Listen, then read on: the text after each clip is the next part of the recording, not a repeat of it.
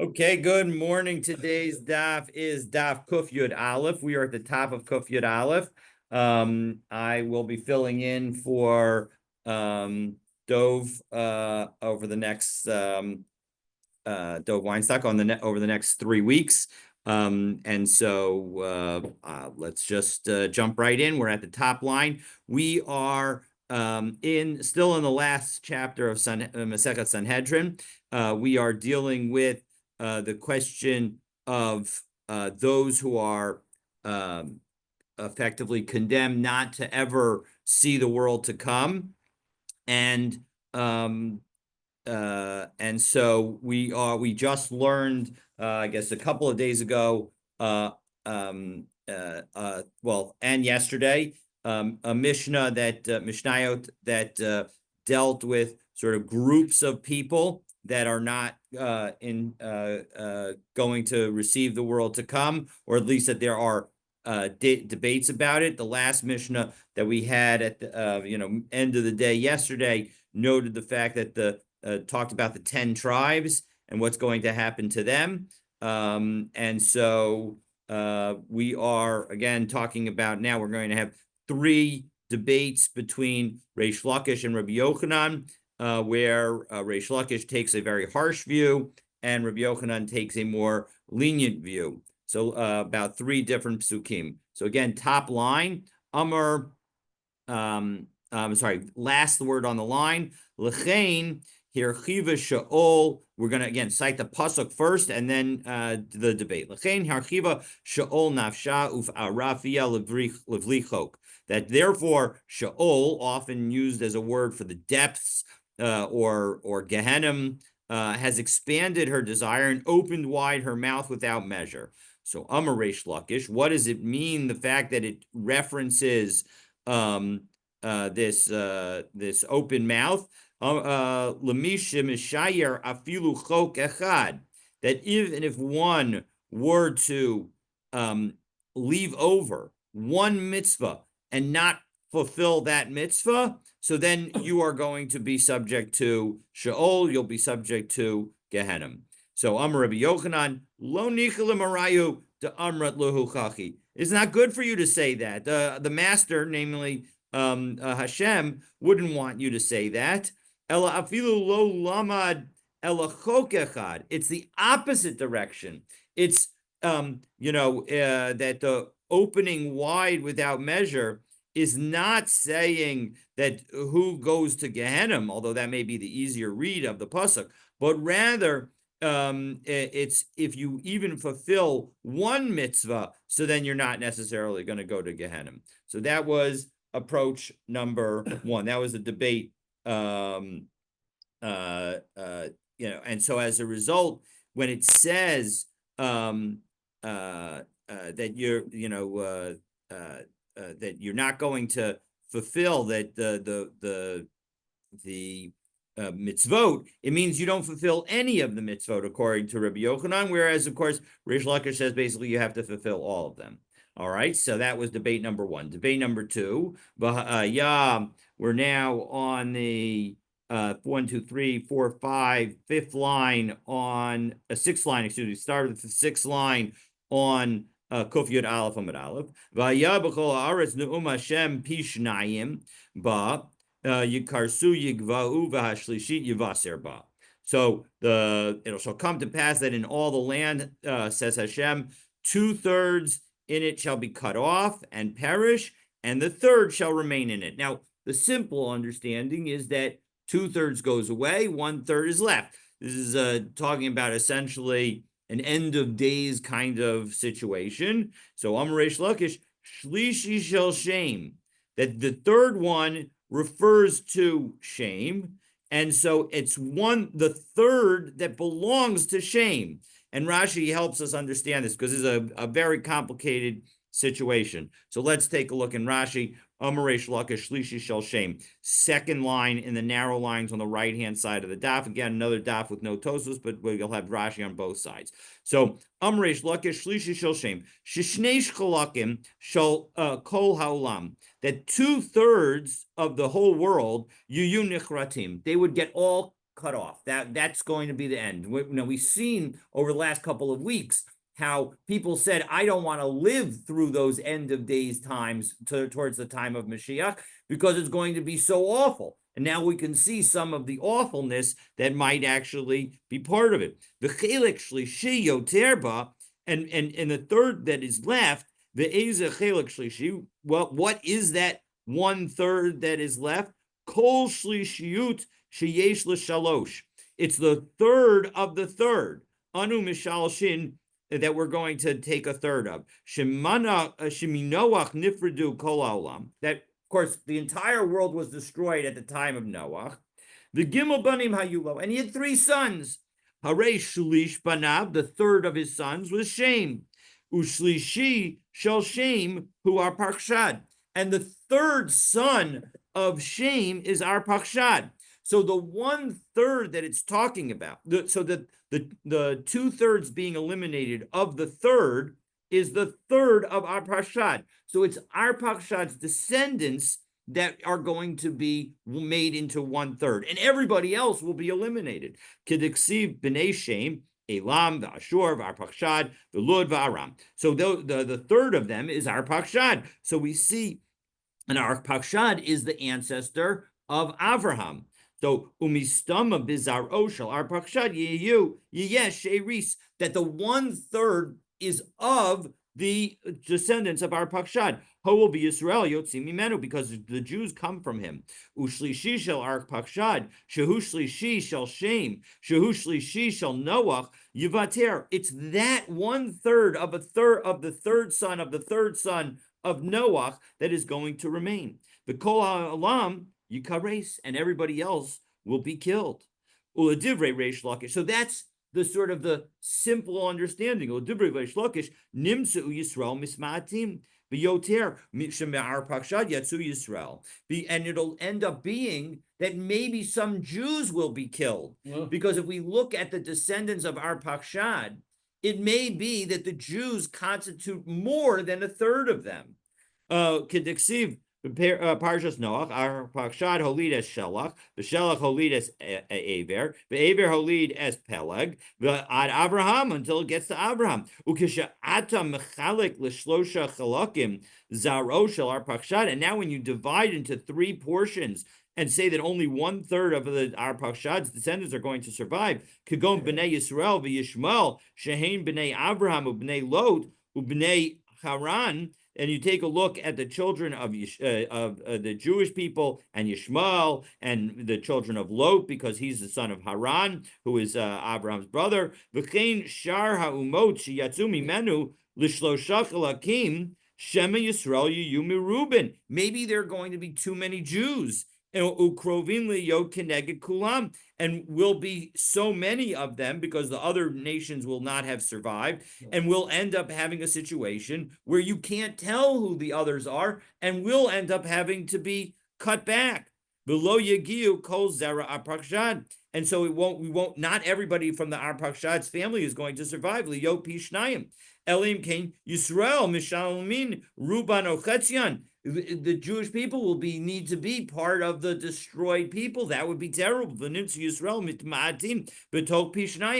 so that's the way Reish Lakish understands this Shlishi Shel Shem, that the third of Shem, meaning Arpachshad, is going to be the one that is subject to only having 1/3 of his descendants remain, and that may result in the destruction of Israel. So Amarle Rabbi Yochanan says, as we go back into the Gemara, 1, 2, 3, 7th line down, middle of the line, Amarle Rabbi Yochanan, Lo nicha lemaraihu de Amar lahu haki. It's not good for you, according to Hashem, to say that.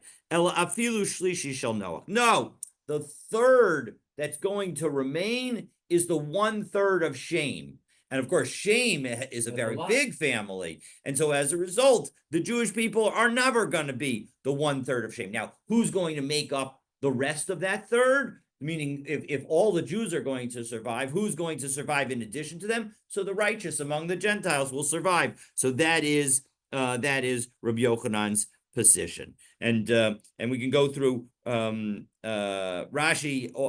Actually, there's a another way that we can understand Reish Lakish and Rabbi Yochanan's debate here, but that's for another time. But if you want to, you can take a look at the Rashi here, and Rashi offers another interpretation after explaining what Rabbi Yochanan's position is, namely that it's 1/3 of Shem's family that will survive. He then offers another way to understand the debate. Okay, so ki anochi ba'alti v'chem ulakakti eschem echad me'ir. The Gemara says, right, afilu shlishi shel Noach. It doesn't say shlishi shel Shem. No, so the shlishi of, all right, so that's what you have to learn to look at in Rashi. So lo nikol leila marayu la kadosh baruch hu she'atam imayidotan kol kach, that you're going to cause such a reduction in the people. El afilu shlishi shel Noach. But rather, it should mean afilu shlishi shel Noach. And what does that mean? Kilomar mikol b'nei Noach dahainu mikol haolam kulo yoter yivater hashlish. The third son is going to survive. Umistama oto chelik hashlishi Yisrael bo. Now who is the third? Because again, the pasuk says, right? V'haya b'kol ha'aretz ne'um Hashem pi shnayim ba yikarsu yigva'u v'hashlishit yivaser ba, so that you're going to have 2/3 left of the third. And so the third is referring to Shem, and so 2/3 will be eliminated from Shem's family. So that's the way Rabbi Yochanan is understanding this, again, according to Rashi's first explanation. So that's the situation. So yes, you're absolutely right that it says shlishi shel Noach, but the shlishi of Noach is Shem, and that's the 1/3, and then 2/3 of that 1/3 get eliminated. That's what the meaning of the pasuk is. 2/3 shall be cut off, and the third shall remain, meaning the third of the third. And so that's the question of how we understand it. So that's the second debate. Now we're up to the third debate of Reish Lakish. That's 1/9. Rabbi Yochanan. 1/9. What? That's 1/9. You're right. Exactly. It's 1/9. 1/9 will remain. That's correct. So we are now 1, 2, 3, 4, 5, 6, 7, 8, 9, 10 lines down. Ki anochi ba'alti b'chem v'lakachti eschem echad me'ir ushnayim mimishpacha. And so now we're going to say, so for I have become your master, this is Hashem speaking, and I will take you, 1 from a city, 2 from a nation, or 2 from a family. So Reish Lakish says, Dvarim kichasavam, it means exactly what it says, that namely, that Hashem is going to destroy so much of the world that there will be 1 person left from every city, and only 2 people from every family. Now, because of that odd phraseology of suggesting, because 2 from a family, usually family is smaller, so the translation here offers that it means mishpacha as nation, because on some level it makes more sense to say that, but it could also be can also be understood literally as a family. So again, Rabbi Yochanan said, Reish Lakish says that we understand it literally, meaning that there's going to be very few people left in this world. Amrle Rabbi Yochanan says back, Lo it's not good for Hashem. Hashem won't be happy that you said that. No, what it's saying is that I will take you 1 from a city, 2 from a nation, is that if you have 1 righteous person in a city, or 2 righteous people in a nation, then that 1 righteous person will save the city, and the 2 righteous people will save the nation. And that's what it means. Now, if you say that it means family, it's a little bit more difficult, but we'll get to it in a moment. Yes, Dan. Bible story. If you have 2 righteous people, God says, isn't it? Yes. So Sodom and Gomorrah, right? It's very analogous. Now, of course, in Sodom and Gomorrah, the end result was you needed to have 10, right? You needed to have 10. So it's interesting that here he ends up saying that 2 would suffice, according to Rabbi Yochanan. Now, okay, so that is the third debate. Now, that debate that we just had about how many people are going to survive is very similar to another debate between Rav and Rav Kahana. Yosef Rav Kahana Kamei Rav. Rav Kahana was sitting in front of Rav. Yosef Kamar, and he was saying the following: Devarim kichsavan. He was saying about this pasuk, just as Reish Lakish said, that the words are written the way it's written, it's the way it's understood. Amrle Rav says to him, Lo nichale lamarayu de amr lehu hachi. It's not good to Hashem that you say this. Ella echad me'ir mizaka kol ir, ushnayim mishpacha mizakin kol mishpacha. That again, one from a city, two from either a family or a country, or so then that's how the people are going to save. All right, so now we had this Rav and Rav Kahana exchange. So the Gemara shares another exchange between Rav and Rav Kahana. So Rav saw that Rav Kahana had washed his hair before Basalik v'Yosef Kamei the Rav, and then he came to the study hall. So he had spent some time with making himself look good. So Amar Le, Rav says to him, Lo timatzei be'eretz hachayim. You will not be found in the land of the living. Now, the simple understanding, right? So what is it, right? Let me get to top. Now we're on the left-hand side of Rashi on the top of the page. The kochayev reshe, right? That he sees him washing his hair. Chofev rosho uma'adan ba'atzmo. He made himself look nice. But it was at the time that he should be learning Torah. It wasn't as if he woke up special extra early, but rather he seemed to have gotten up and in time that he was going to be could have been using learning, he was saying that he was going to go, he was washing his hair and making himself look nice. So lo timatzei be'eretz hachayim mashma shemekalo. Now the simple understanding is that he was trying to, that he might have been cursing him. Lo tavo la'olam haba. You're not going to go to the next world because that's the land of the living. So Amar Le, so Rav Kahana was upset. Melid kalaitedly, are you cursing me? So Amar Le, Rav says back, no, kra kamina. I'm quoting a pasuk.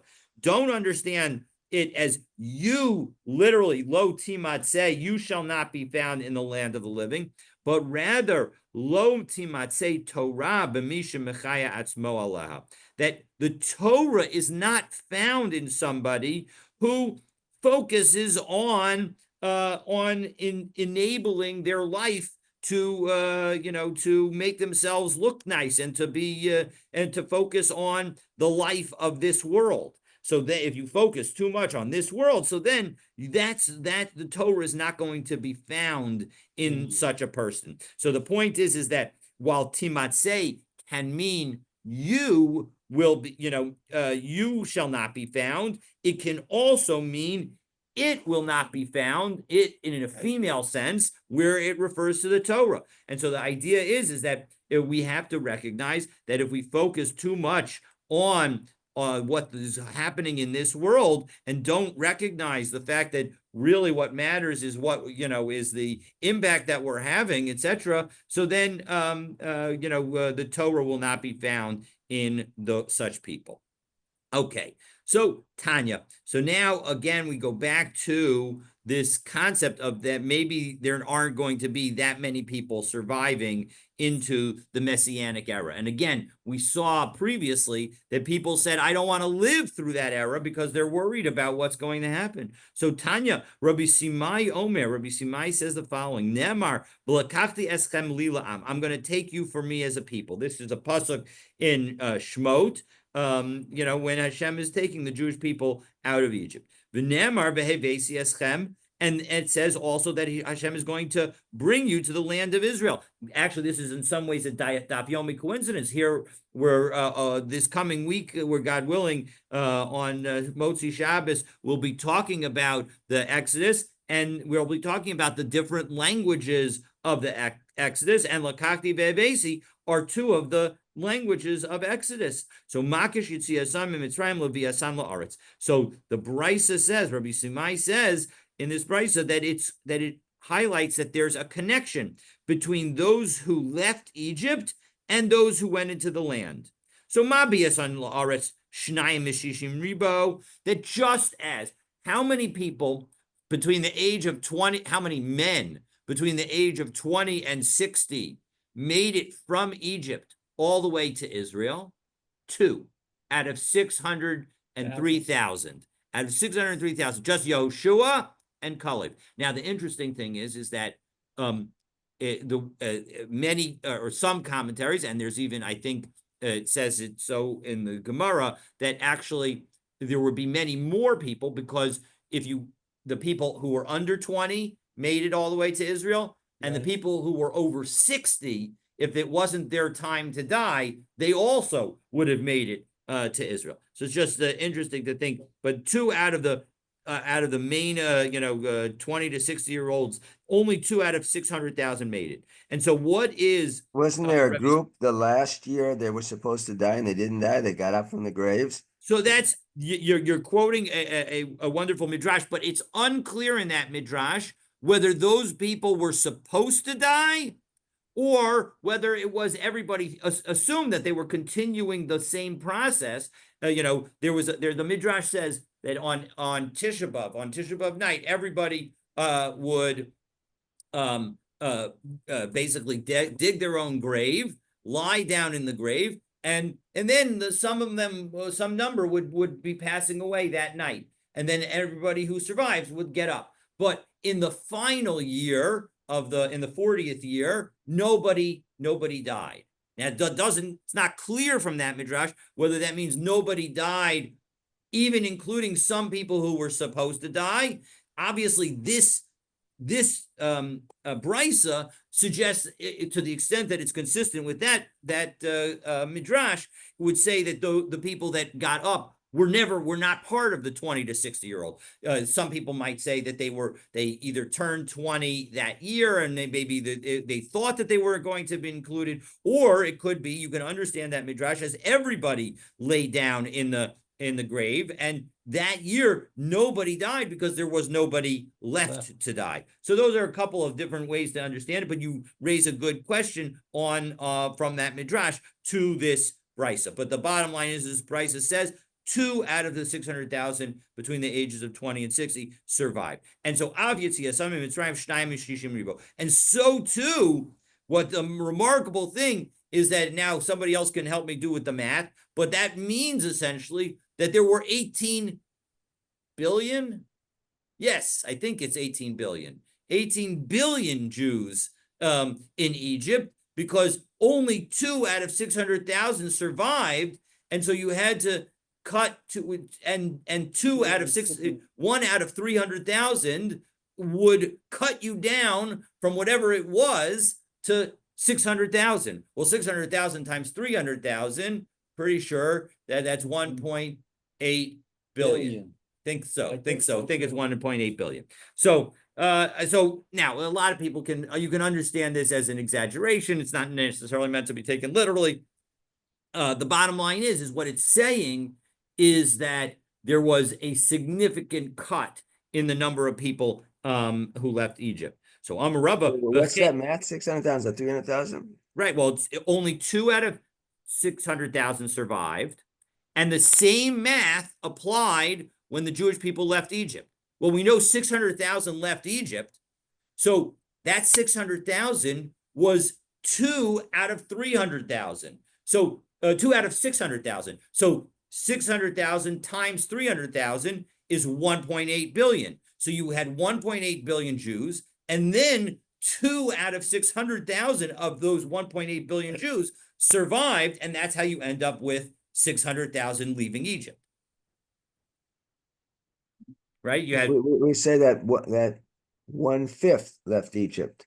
No, that you're right. That's a different midrash. That's chamushim, that they left Egypt. This midrash is more severe than that. This midrash says af yitziatan mitzrayim shnayim mishishim ribo, 2 out of every 600,000. Now again, one can understand this, and I think the most logical understanding of this brisa is to understand it as hyperbole, and it could be more along the lines that the more accurate number is the number that you were suggesting, Ken, of saying that it was 1/5. But the bottom line is that this brisa highlights that says that it was 2 out of every 600,000. And why are we citing it? Because of Rava's statement about the Brisa. Amar Rava, v'chein limos Mashiach. And similarly, at the time of Mashiach, that at the time of Mashiach, Shene'amar v'ansa shama kimei ne'urah uv'yom alosam eretz Mitzrayim, that she will be humbled there as in the days of her youth and as on the day she came out of the land of Egypt. So just like 2 out of 600,000 made it into Israel, 2 out of 600,000 made it out of Egypt, and just as 2 out of 600,000 made it out of Egypt, 2 out of 600,000 will make it into the Messianic world. Again, an explanation of why so many of the rabbis that we saw earlier were saying, I don't want to live in those times. Tanya. Now, of course, again, when you think about the Holocaust in these contexts, it's an interesting thing to think about because on some level it was this kind of proportion. The so many places were, there really were only 2 out of 600,000 survivors. So yes, it's a very seems very relevant to our days. So why are you saying they don't want to live there? Because there would be too many. The world would be too crowded. No, they don't want to live through that because they don't want to experience seeing such death and destruction. Correct. Right? They don't want to experience 2 out of 600,000 people. That's 599,998 people are going to die in order to have 2 people left.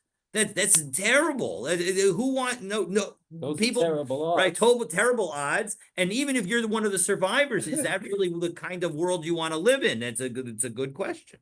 So that's a point of view. Now, again, thankfully, when we have debates between Reish Lakish and Rabbi Yochanan, we paskin like Rabbi Yochanan. So it's not quite as dire as Rabbi Shlokish had suggested. But that's another viewpoint. Well, this is not halachic. So where are we paskening?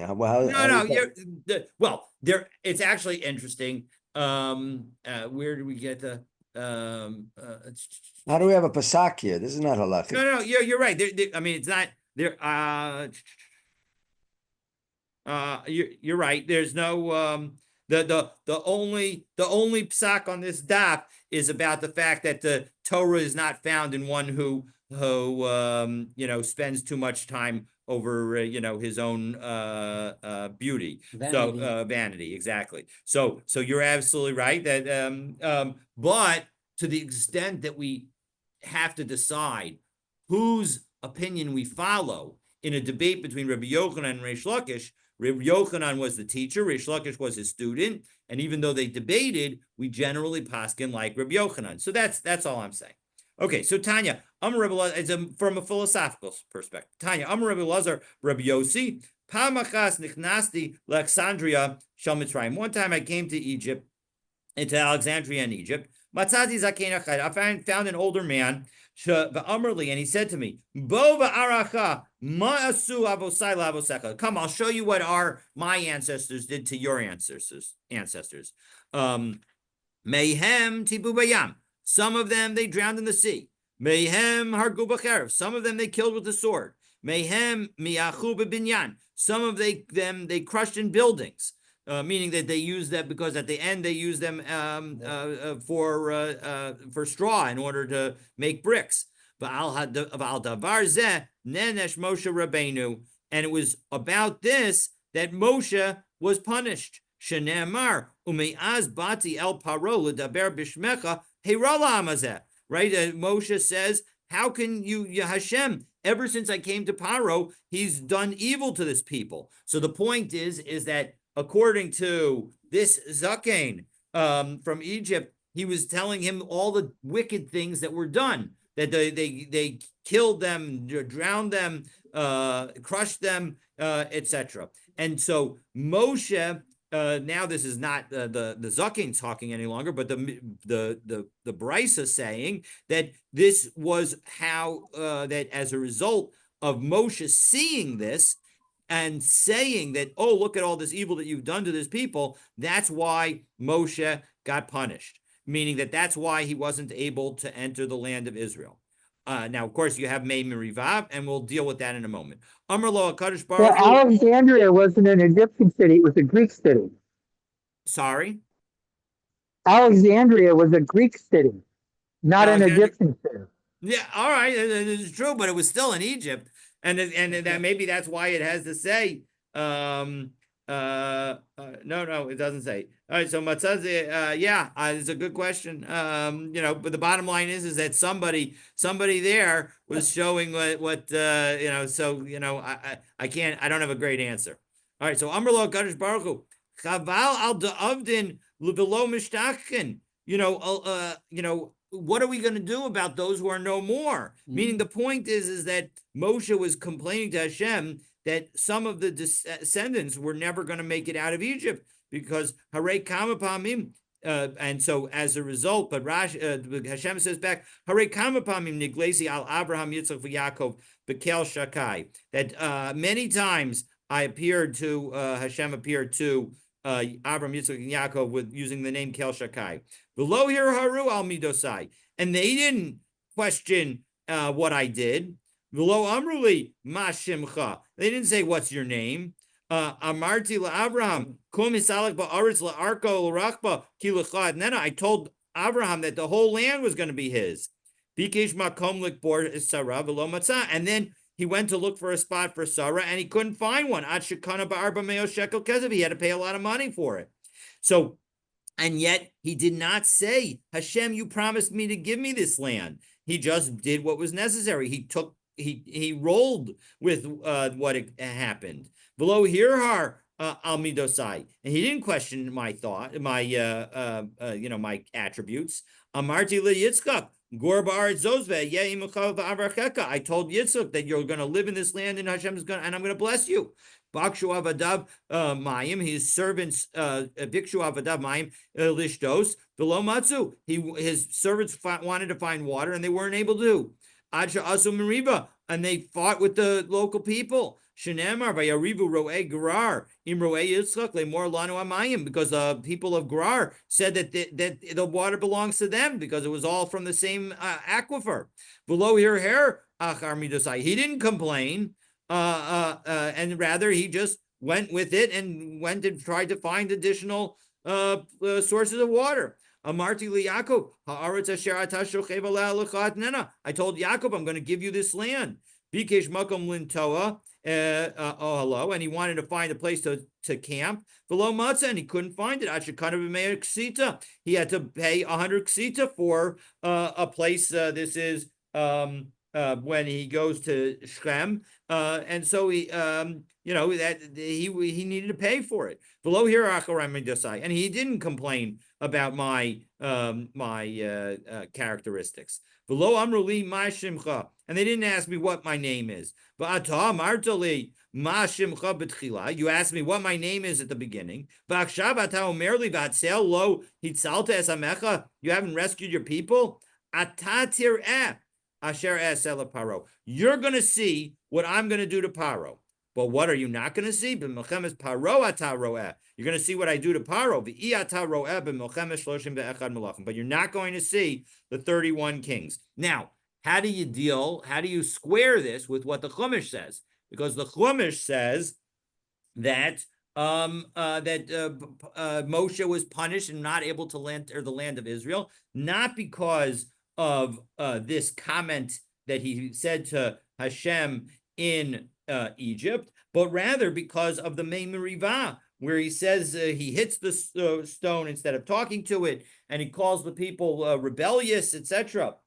And so there are a number of different answers. So the Maharsha suggests that the difference is that at that moment, back in Egypt, God said you're going to get punished. But God did not make an oath to that effect.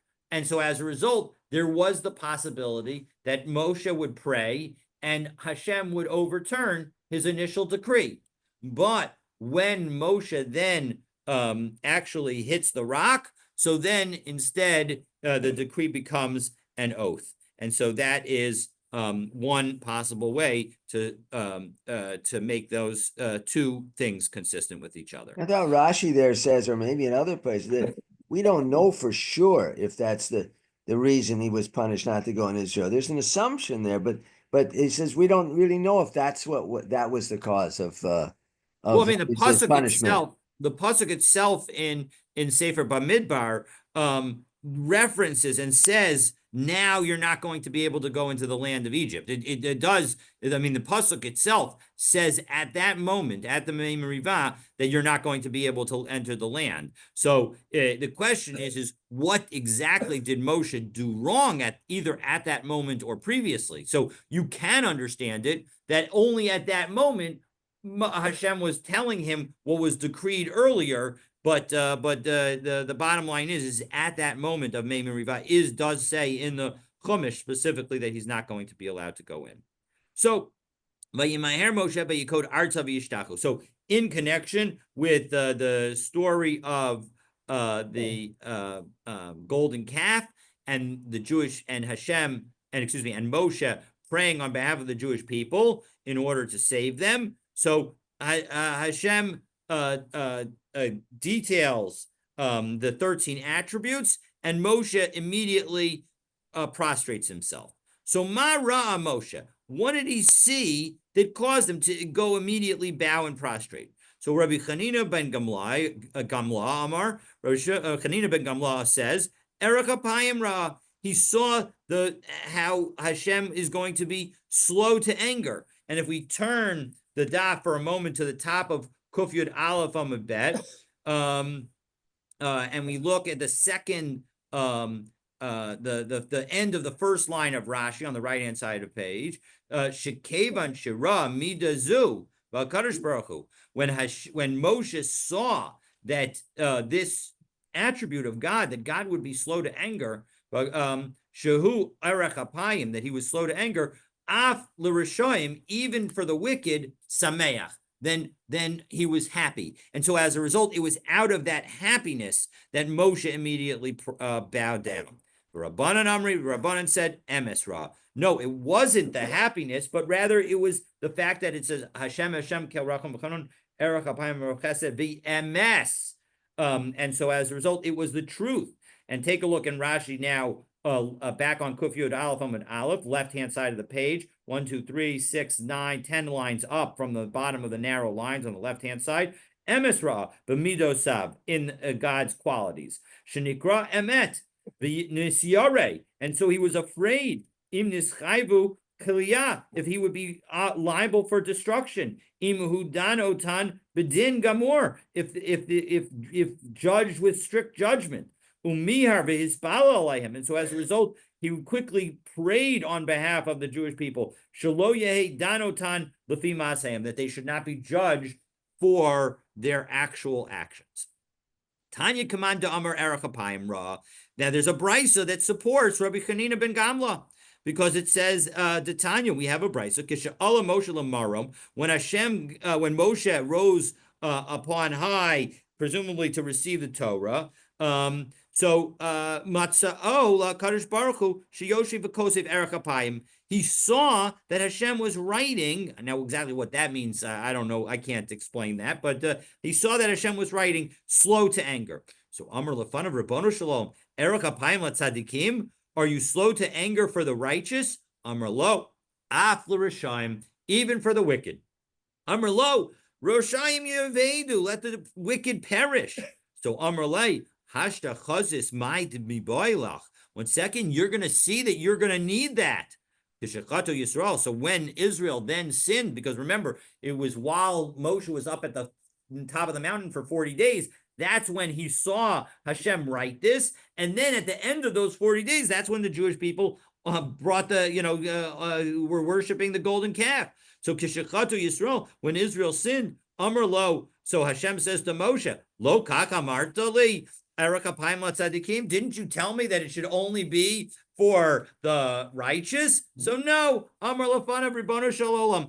As we turn to Kuf Yud Aleph Amud Bet, V'lo kach amarta li af l'Rishayim. You were the one who said back to me that it's even for the wicked. V'hainu diksayev, and that's what it means when it says, this is a pasuk in Bamidbar, where this is in connection with the spies in Parsha Shlach, where Moshe cites back to the 13 attributes. That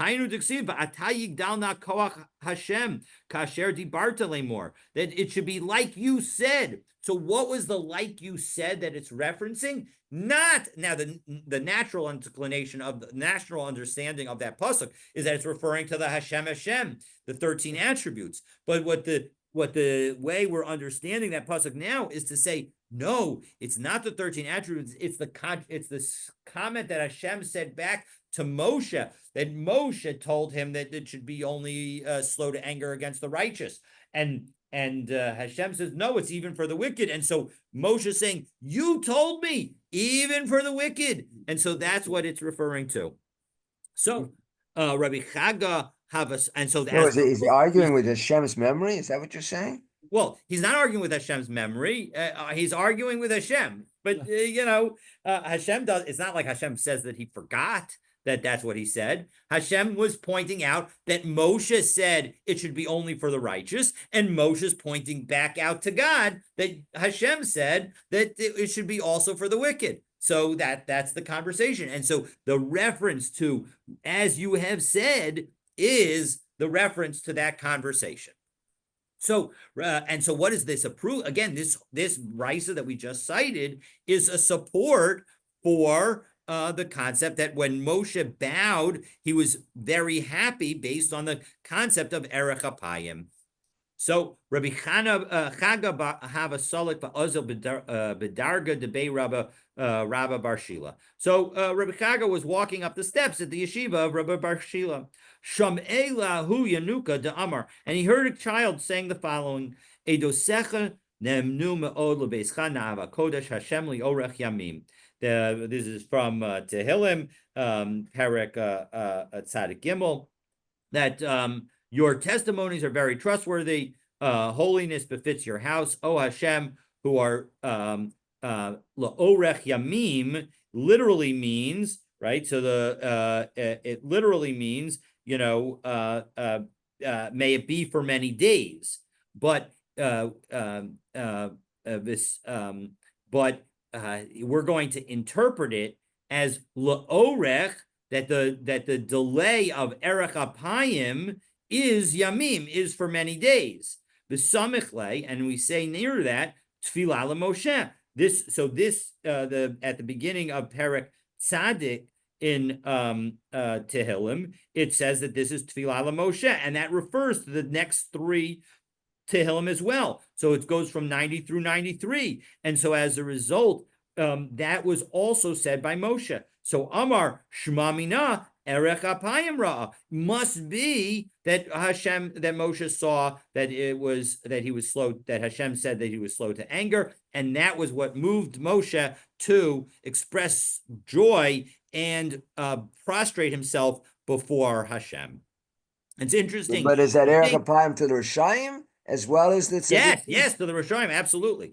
And so it's interesting to think that we often think of prostration as a almost like a negative reaction of a one of praying, and maybe even certainly I have in mind Haman prostrating himself and falling on the bed with Esther, right? The point is that we often view that as sort of our last ditched efforts to pray for something that we really desperately need. This is highlighting that actually prostration also can be a form of tefillah of great simcha. And so it's an important lesson to recognize that it's not only that we have to pray to Hashem not only when we need, but also when we're particularly happy. Okay, did you want to ask something else? No, I'm saying that, but if he's prostrating because he's, I don't know, begging for God's, I don't know, maybe that's not the best word, but he's asking for God to show mercy, to show slowness to anger. Isn't that sort of beseeching God? Well, if you were to say that he was asking for that, you're absolutely right. But the way Rashi understands the reference to the bowing is that he was bowing out of the simcha of knowing that Hashem has just committed God's self to being Erech Apayim, to being slow to anger. And so you're absolutely right that you could understand it, and maybe that's a different way to understand the Gemara. That one is to say that is to not differentiate what was in Moshe's mind, but to say what was Moshe praying about. Was Moshe praying about? It's an interesting way to interpret the Gemara. Maybe it's even simpler than Rashi's. That Erech Apayim Ra, that he saw that Hashem said he was slow to anger, and so as a result, Moshe was immediately praying that Hashem should use that attribute. Or was he saying that Hashem says that Hashem is truth, and as a result, he's praying that Hashem overcomes that attribute? So that would be, again, another way to understand this Gemara, of recognizing that maybe there was two ways of visioning how Moshe was praying when he was prostrating himself. But okay, let's pick up. So we're now 1, 2, 3, 4, 5, 6, 7 lines down on Kuf Yod Aleph Amud Aleph, Amud Bet, excuse me.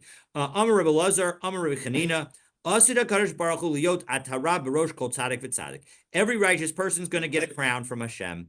Shneamar Bayom Ahu Yiyeh Hashem Tzvakot LaTeret Tzvi V'Litzfirat Farah L'Sha'ar Amo. That on that day Hashem is going to make a crown of beauty and a crown of glory to the remnants of his people. What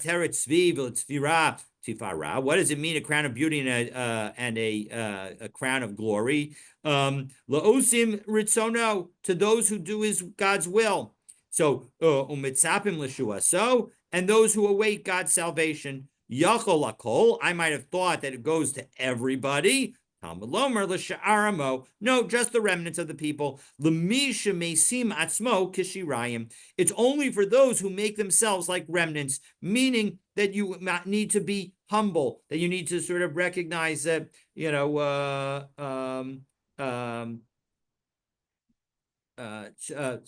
we take a look at Kishirayim Rashi, the third line in the narrow lines on the right-hand side, Shirayim, right, She'ein nechshav and kach, that are not important. Kach eno chashav be'enav. So too, somebody who's doesn't see himself as that important. Be'eno misguy, and doesn't make himself all big and he's not arrogant. Arrogant. Thank you.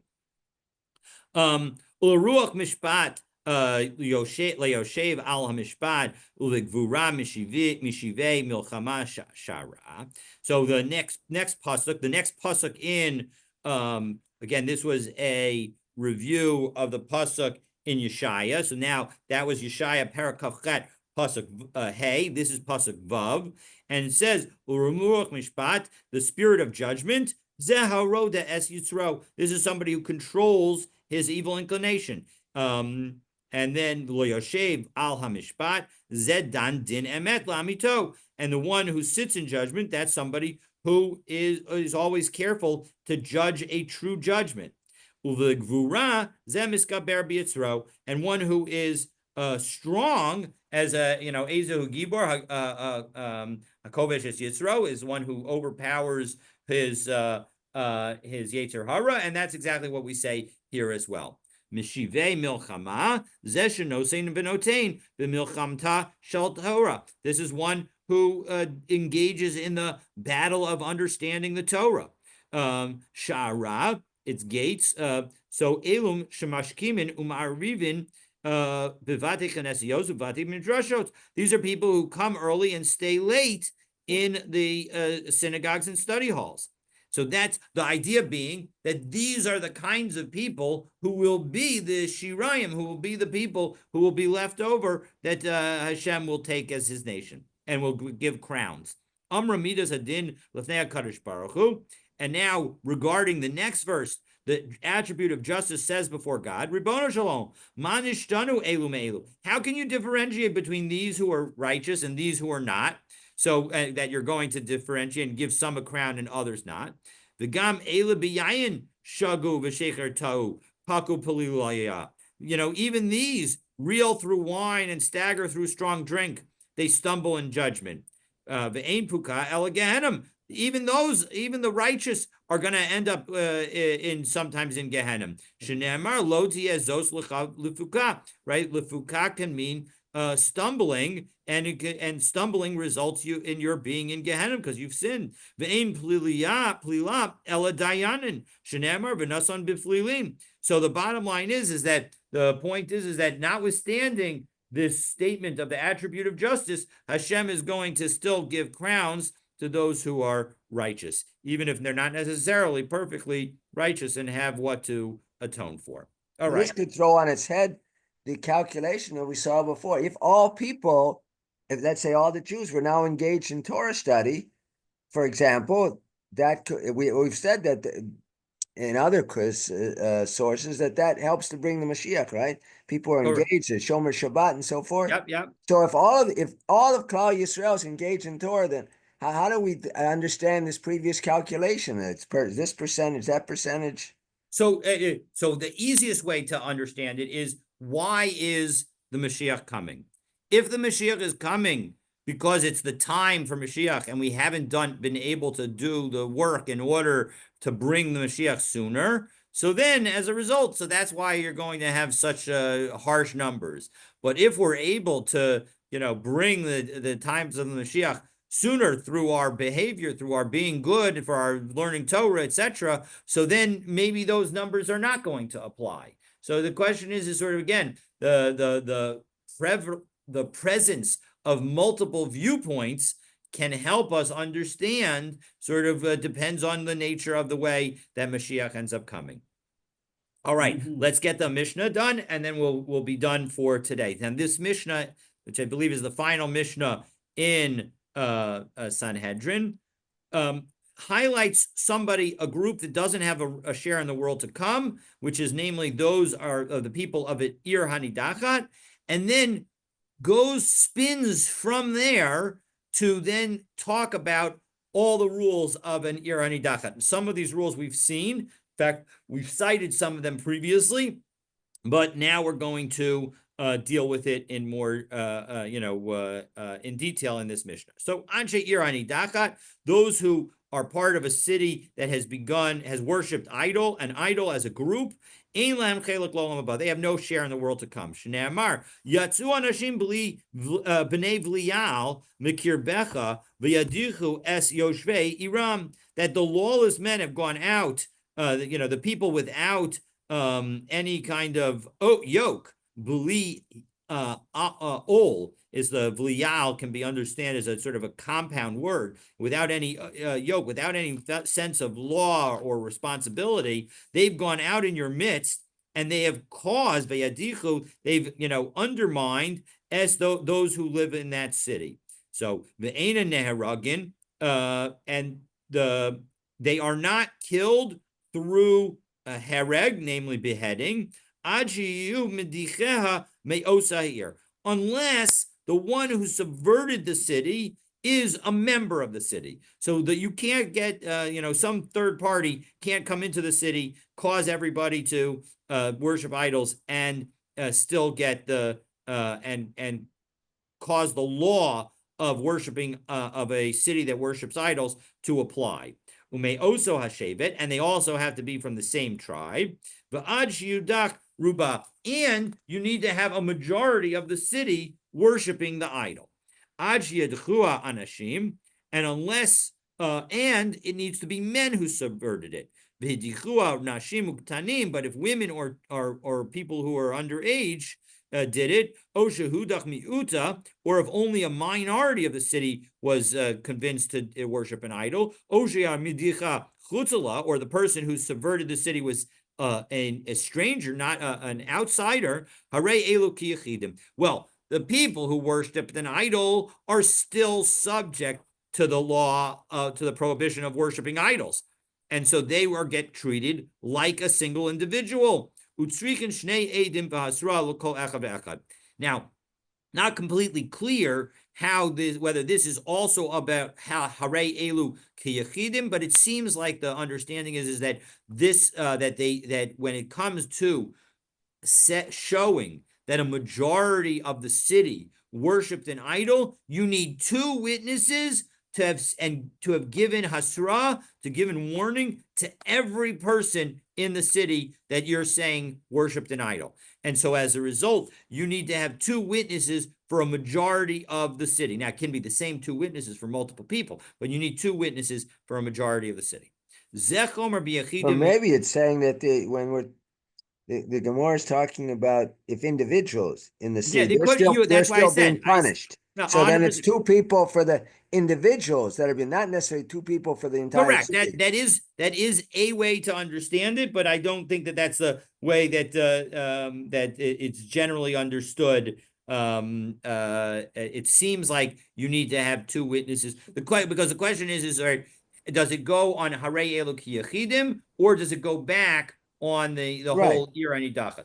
And so I think that it's meant to be on the entire Ir Anidachas, because otherwise it doesn't tell us what do you need in order to in terms of witnesses. But Zech Omer B'Yechidim Mibamrubim, and there's an area where it's stricter with respect to an individual than with respect to multitudes, to a city. Shayechidim B'Skila, that when it comes to an individual, he gets skila. Lefikach mamonam palet, because he has the more stringent punishment and death penalty, his money gets saved, meaning his descendants get to keep the money. V'hamerubin, but when you have lots of people, b'sayif, they're killed with the sword, they're meaning beheaded. Lefikach mamonam aved, and therefore their money is lost. It's going to be destroyed. And now we're going to go through the psukim and break them down and teach certain lessons. Hakei et yoshvei ha'ir hahi lefi charav. You're going to smite the inhabitants of the city by sword. Hachameret v'hagamelet v'haoveret mimakom lemakom. Harei elu matzilan ota. That when it comes to the people who are traveling through and are living in a city for a period of time, they can be enough people to save the city so that it's a majority did not worship. So if you imagine a city of 100,000 and you have 51,000 people who are worshiping the idol, and you have 2,000 or 3,000 temporary residents of the city. So now all of a sudden it's only 51,000 out of 103,000. And so as a result, you don't have a majority and the city does not get destroyed. Okay, Hacharim, next pasuk. Then the couple times the Mishnah is going to say Shenamar, but it's actually not a Shenamar because the pasuk comes before the drasha. So hacharem otav ve'et kol asher ba ve'et behemta lefichar, that we're going to destroy everything in it, including the animals, all by sword. Mikan amru nichseit tzadikim shebetocha ovdim. Even the property of the righteous is going to be destroyed, even if they didn't actually worship an idol. Shebechutala platin, and the possessions that are outside the city, that will be spared. B'shel Rishoim, but when it comes to the wicked people in the city, those who worshipped in idols, bein shebetocha, bein shebechutzala, harei elu ovdin, all their property gets destroyed. It doesn't make a difference where that property is. And you're going to take all the booty and put it into the square, into the central square. If it doesn't have a central square, osen la rachov, you have to make one for it. We saw that this was a debate earlier in the Gemara. If there's a square outside the city, you build the wall of the city so that it includes the square. The next pasuk, v'sarafta v'eish es ha'ir v'es kol shlala kalil la'Hashem elokecha. You're going to burn the city and all its booty in a fire completely to Hashem. Shlala lo shalal shamayim, that its booty, but not the property of heaven. So what does that teach us? Mikan amru hahekdeshos sheba yipadu, that whatever is hekdesh can be redeemed, meaning that as Rashi tells us, that whatever is hekdesh, kolomar enis, bottom line in Rashi, right hand side of the page, bottom line, kolomar enis rafin, that it's not going to get burned. Utrumaut yirkavu, and the truma should be let to rot. Maaseh Sheni v'kisvei HaKodesh yiganzu, and Meiser Sheni and holy books they get hidden away. Mhm. So Khalil Hashem Elokecha, you're going to destroy it completely. Rabbi Shimon, Amar Kadosh Baruch Hu, Imatem Osim Din Be'ir Hanidachas, if you do the right thing and destroy an Ir Hanidachas, Ma'ale Ani Aleichem, Ki'ilu Atem Alin Ola Khalil Lefanai. It's as if you brought an Ola sacrifice to me, meaning that just as an Ola is completely burned, so too is the city, and as a result, we're going to treat it as if you brought an Ola. V'haisa tel olam, and it shall remain an eternal heap. Lo taseh ganot ufardesim. You shouldn't make it into gardens and orchards. Divrei Rabbi Yossi Haglili. That's what Rabbi Yossi Haglili says. Rabbi Akiva Omer, no, lo sibaneh od. It says that you can't build it again. Likemocha haisa eno nivnis. You can't build it the way it was. Aval nasas he ganos ufardesim, but you can turn it into gardens and orchards. And finally, below yidbak biyadcha meuma min acherim. Don't take anything from the property. Shekolzman sha'arishoyim ba'olam. As long as the wicked are in the world, charon af ba'olam. Hashem's anger is in the world.